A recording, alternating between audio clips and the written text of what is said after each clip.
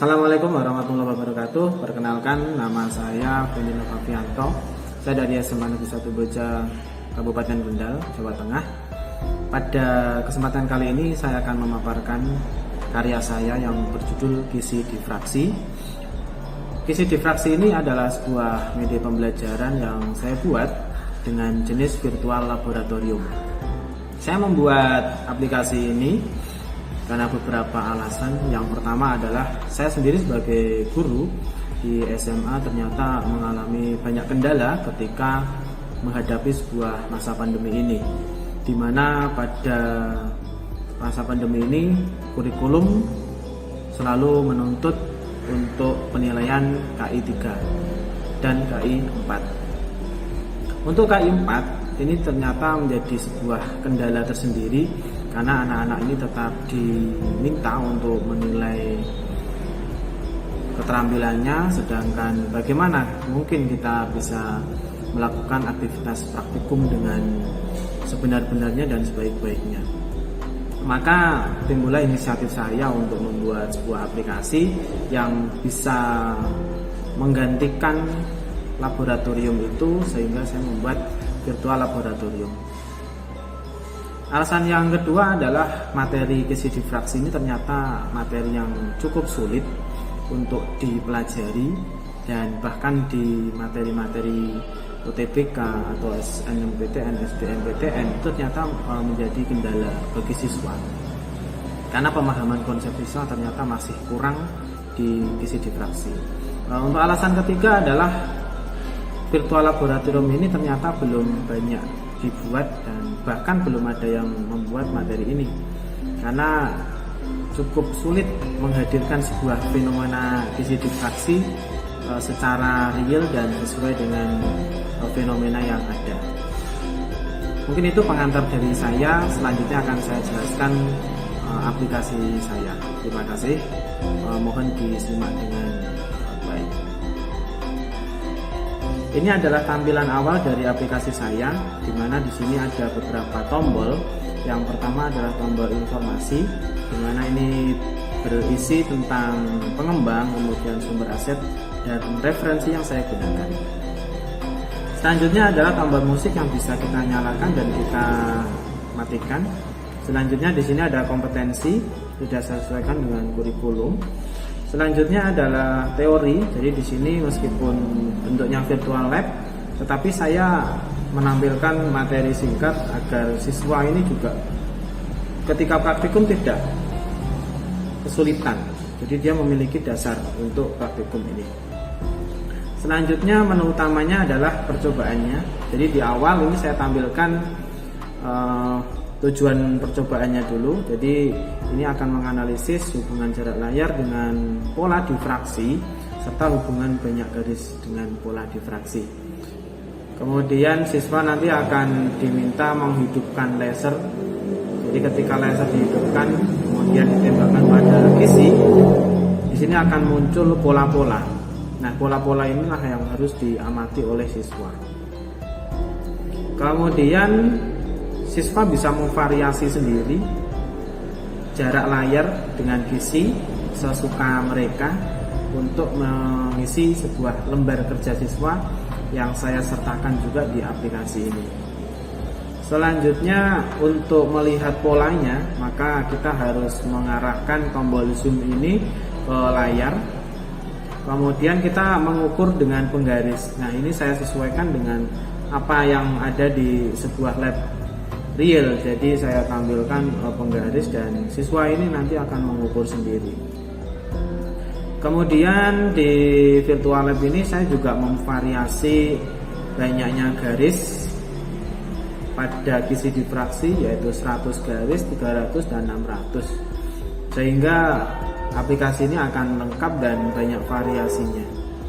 Selanjutnya ketika siswa nanti sudah mengamati, maka siswa akan diminta untuk menampilkan dan menyimpan datanya. Jadi datanya ini siswa bisa mengisi dengan sesuai hasil yang mereka dapatkan.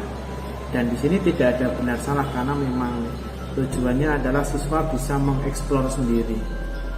Nah, ketika data satu sudah tersimpan, maka selanjutnya siswa menggunakan jumlah gizi yang berbeda.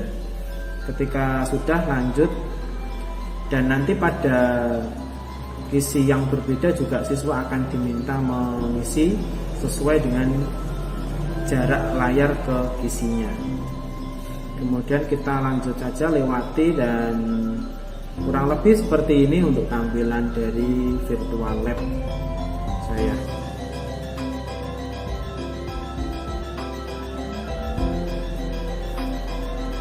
Nah seperti ini, kemudian layarnya ini bisa digerak-gerakkan ke kanan dan ke kiri.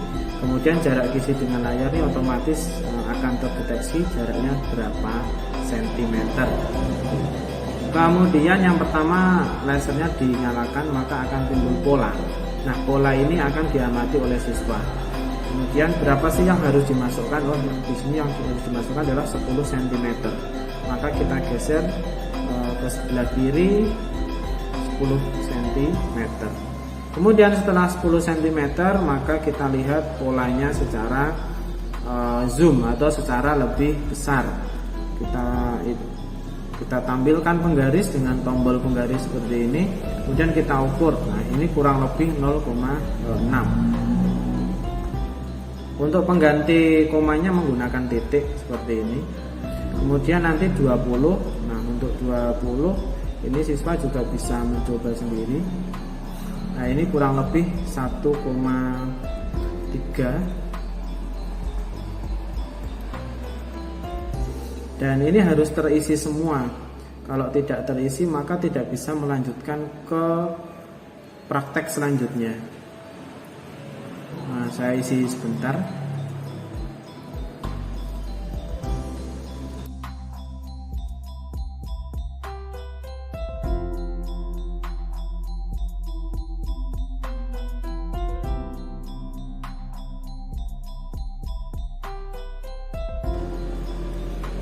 Kurang lebih seperti ini. Nah, jika sudah terisi semua maka akan ada keterangan data Anda sudah tersimpan. Silakan percobaan lagi dengan jumlah gizi yang lain. Maka tinggal lanjut, dan sini sudah ada keterangan 300 garis. Bagaimana kalau mau loncat ke garis selanjutnya? Tinggal klik saja di gizinya ini ya. Tinggal diklik di sini, kemudian nanti tinggal pilih mau 100, 300 atau 600. Kurang lebih seperti itu. Ini kita nyalakan lagi, kemudian kita masukkan datanya. Ini diminta 10 cm lagi. Nah, tinggal kita geser saja seperti ini.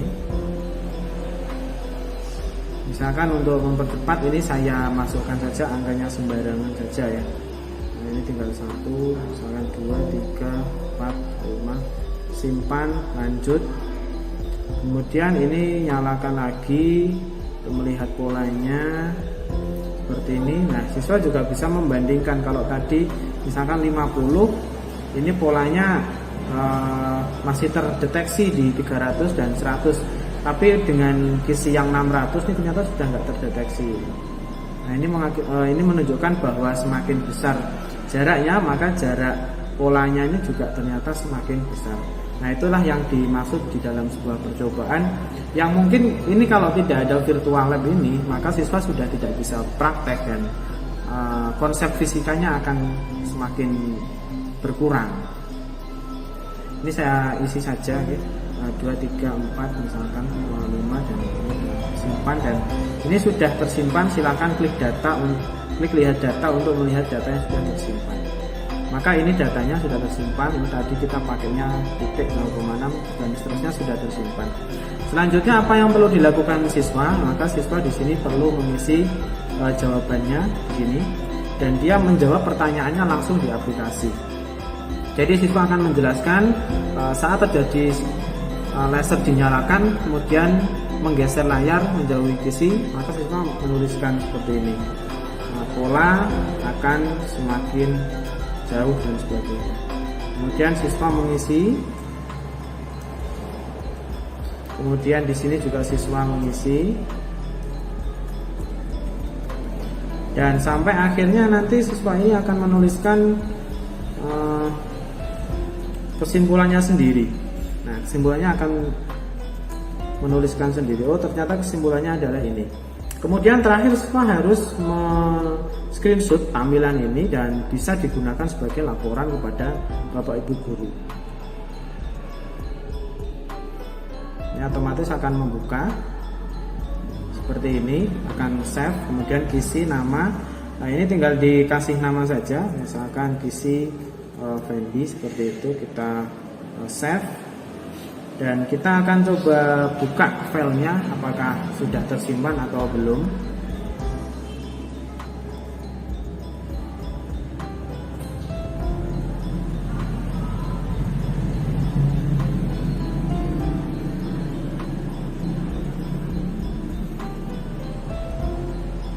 Ini sudah tersimpan ya, tinggal kita buka saja.